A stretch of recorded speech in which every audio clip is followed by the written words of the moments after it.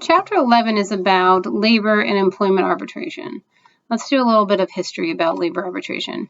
It was first used in 1865. Executive Order 9017 established the National War Labor Board, which used arbitration to avoid strikes in war material production plants during World War II. Arbitrators' decisions could be ignored at will. Post-war years, there was the Lincoln Mills case of 1957, and an aggrieved party could sue a party that refused to arbitrate a labor dispute for violation of the labor agreement under Section 301 of the LMRA. The Steelworkers Trilogy decision moved that arbitrators, not courts, would decide whether the grievance is arbitratable. Arbitrators had no obligation to the court to give their reasons for an award, and courts only would decide if a grievance should be submitted to arbitration when there is a disputed language in the labor contract. When organizations and unions are selecting an arbitrator, there's a secure listings that they can use. There's a Federal Mediation and Conciliation Service. There's the American Arbitrators Association, and there's also state and local agencies. When you're selecting an arbitrator, there's some procedures. So you could use a striking method, which would eliminate names from a list until one arbitrator's name remains. There's striking and ranking, so you're eliminating names from a list and also ranking the arbitrators. And then at the end, you would select the highest ranking remaining name. Or you could request a direct appointment. There are permanent arbitrators or umpires, and that's an arbitrator who will resolve all disputes during the life of the labor agreement. The permanent status allows the arbitrator to become intimately knowledgeable about the industry, the company, and the union. Or you can have an ad hoc arbitrator, and that's an arbitrator that's selected on a case-by-case basis, which provides flexibility in the use of different arbitrators in addressing specific grievance issues.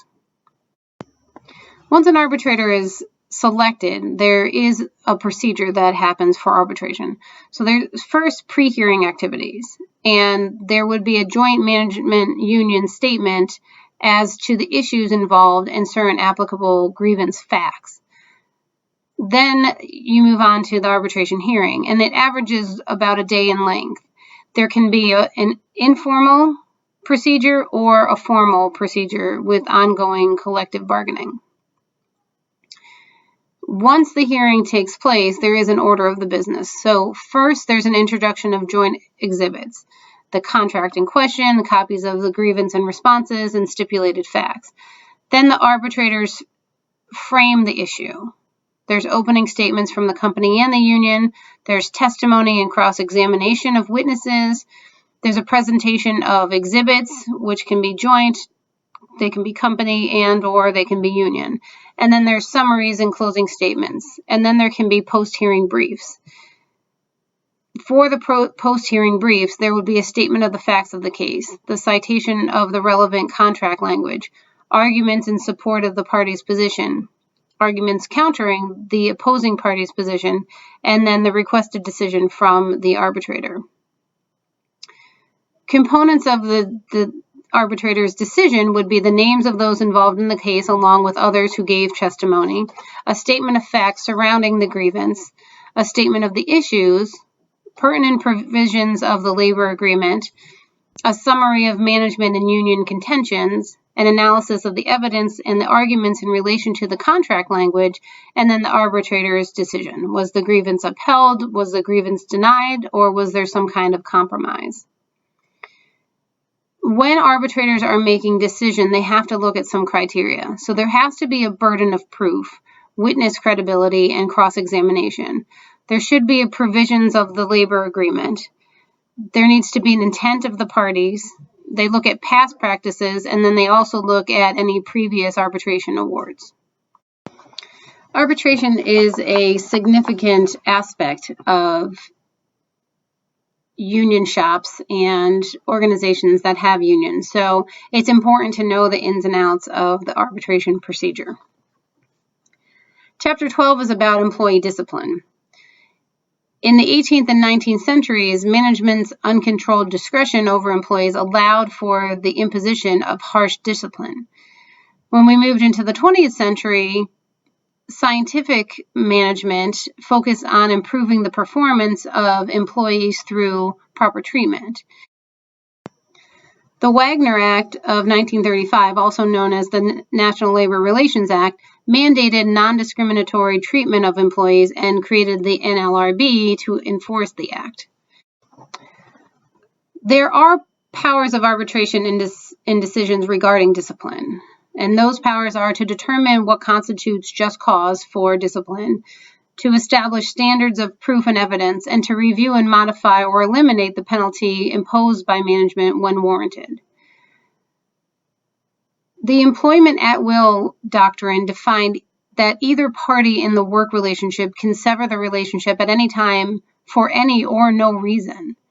There are some exceptions. So if employees are wrongfully discharged for exercising a right under the law or refusing to violate a federal, state, or local law at the discretion of or the direction of the employer, that would be an exception. And also, if an employee was wrongfully discharged after entering into an oral contract that implies job security or other treatment. There is some criteria for just cause discipline. So there has to be clear and convincing evidence that the grievant committed a disciplinary offense. The disciplinary action taken has to be appropriate for the offense committed, and discipline cannot be arbitrary or discriminatory and similar in nature to the discipline in similar circumstances. You need to look at the purposes of discipline, and they're usually to improve efficiency by setting an example of appropriate behavior, transmitting the rules of the organization, promoting efficient production, maintaining respect for the supervisors, and correcting employee behavior. If arbitrators are involved in disciplinary cases, there needs to be a preponderance of evidence. So testimony and evidence would outweigh opposing presumptions and evidence. There needs to be clear and convincing evidence, and it needs to be beyond a reasonable doubt. So there can't be alternative interpretation of the facts. When we look at the effects of work rules on discipline, there have to be some requirements that are taken into consideration. They need to be reasonable in application. So it has to be necessary to orderly, safe, and efficient operations in the business. They need to be clearly stated and provide an understandable expectation of behavior.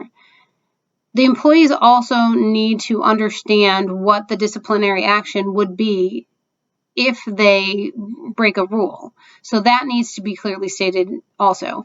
And there has to be consistent application of the rule. So what the rule needs to be applied to all employees fairly and in an as reasonably similar fashion as the circumstances permit.